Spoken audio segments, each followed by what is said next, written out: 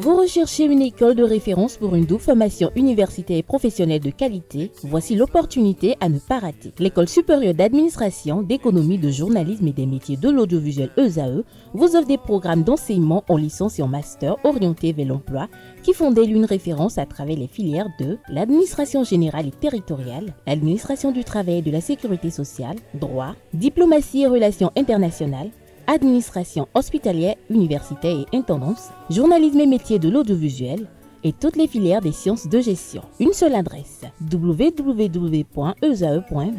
Rendez-vous dès maintenant sur nos campus ESAE Bedjromende au numéro 90 93 65 21 ou au numéro 98 98 14 00. Paracourt sur le numéro 52 46 12 12. Aboumé-Calavi au numéro 52 88 44 44. Akpaka au numéro 52 88 33 33. ESAE, l'excellence a un nom. Larius, bonjour à nouveau. Oui, bonjour, Nickel. Alors, on parle de football pour commencer 8e journée de la Ligue Pro 2024-2025. Le point complet des matchs disputés ce mercredi. 18 et 17 plutôt, des 18 matchs au programme ont eu lieu avec de fortunes diverses pour les clubs engagés. Coton FC s'est imposé sur le terrain des requins de l'Atlantique 1-0 grâce à Amouza Alidou, le triple champion en titre, poursuit ainsi son opération remontée au classement avec une deuxième victoire d'affilée. Suivez les réactions contrastées de Bachirou Souleymane, capitaine de Coton Football Club, et de Sani Maman Baere, défenseur des requins de l'Atlantique.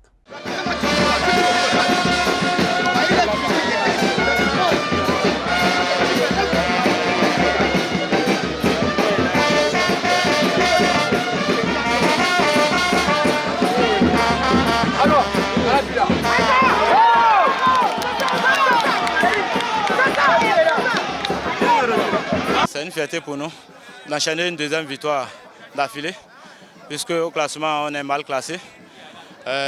Notre position habituelle n'est pas le nôtre. Il faut mobiliser le troupe pour pouvoir remonter au classement.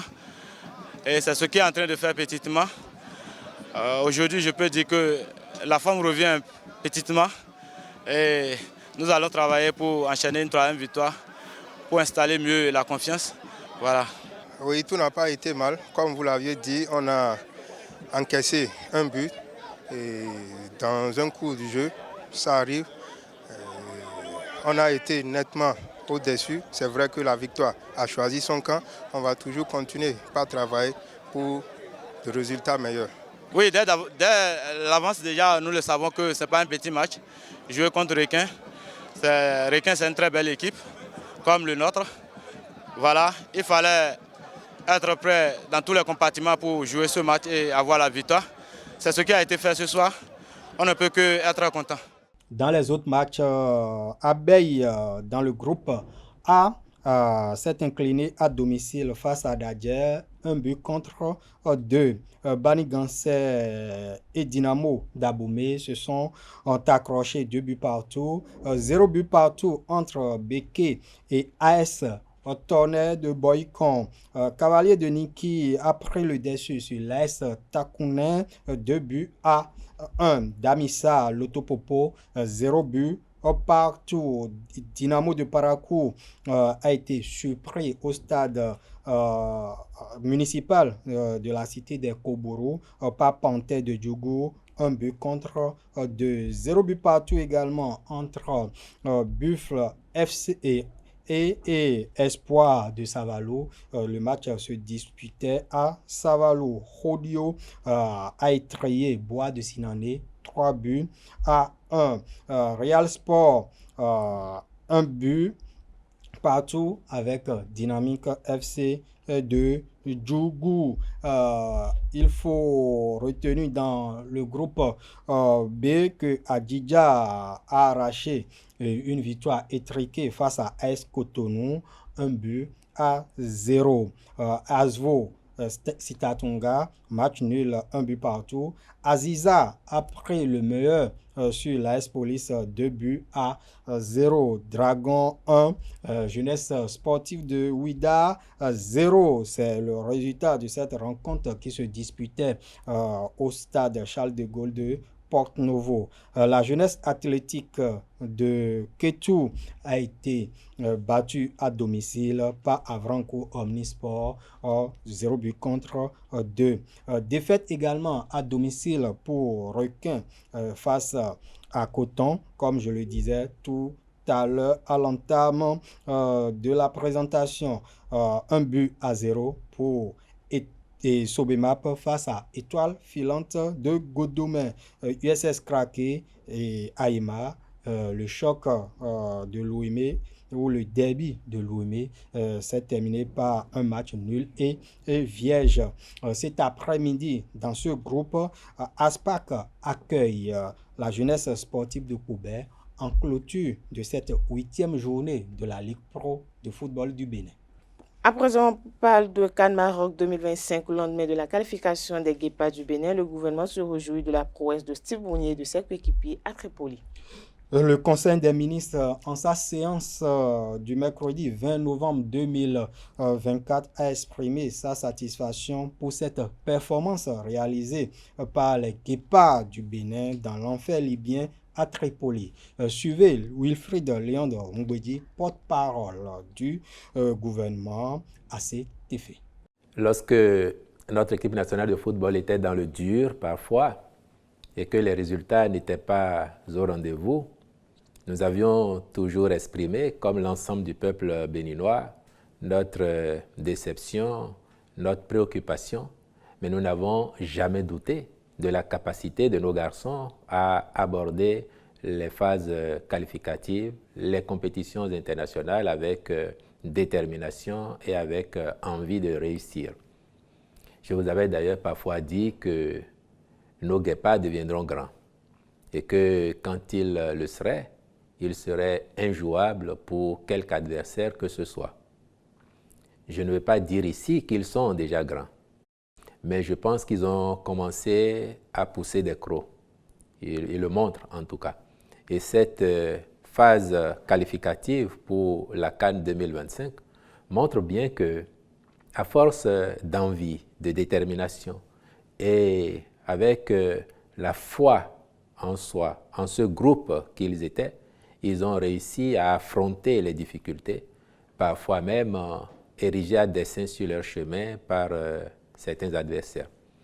Et donc, le sentiment qui nous anime depuis lundi dernier, c'est un sentiment de satisfaction. Et nous avons pu voir, à l'occasion de cette prestation qui qualifie nos Guépards pour la prochaine CAN, nous avons pu voir, disais-je, l'enthousiasme et l'euphorie s'emparer du peuple béninois qui n'en attendait pas moins. Et le gouvernement, pour avoir toujours joué sa partition, en mettant à disposition les moyens nécessaires, en mettant le staff qualifié qu'il faut à la disposition de ce groupe, le gouvernement n'attendait pas moins non plus. Et je crois que c'est un début de satisfaction pour les efforts que l'ensemble du peuple béninois aura fait à travers son gouvernement pour apporter le nécessaire à cette équipe afin de la pousser. Nous pouvons donc nous féliciter de cette qualification obtenue de haute lutte et espérer que ça n'est qu'un début, que désormais nous saurons rester dans le cercle vertueux des prestations positives, des prestations qui donnent de la joie, de la satisfaction au peuple, qui créent des moments où l'aura du pays se trouve bonifiée. Restons toujours dans le même registre. Face aux incidents malheureux de fin de match, le gouvernement béninois a pris des mesures.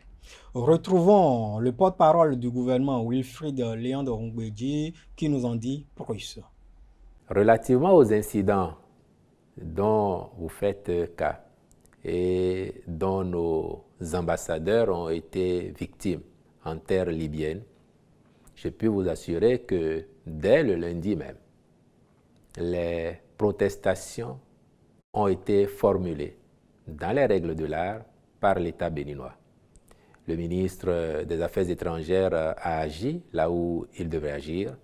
Le ministre des Sports et le président de la Fédération béninoise de football ont également été instruits pour poser les actes qu'il faut au niveau des instances fêtières, parce que ce sont des actes qui n'auraient jamais dû se produire à l'occasion d'un match de football. Et donc, nous veillerons à ce que nos intérêts, les intérêts de notre équipe nationale, soient défendus et que les mesures appropriées soient prises par les instances habilitées en la matière. Une dernière information pour boucler.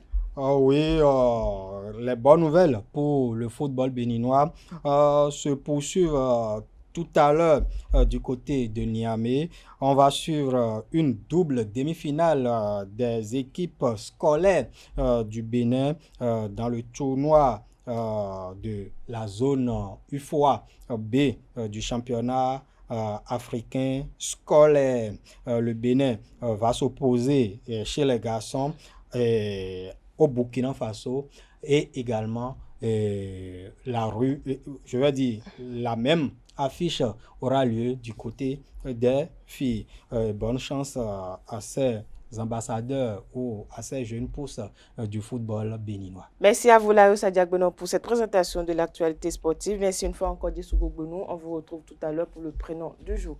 À présent, on s'est invité en plateau Quentin Amoussou pour la définition du jour et à Tifa Olafa pour les trucs et astuces.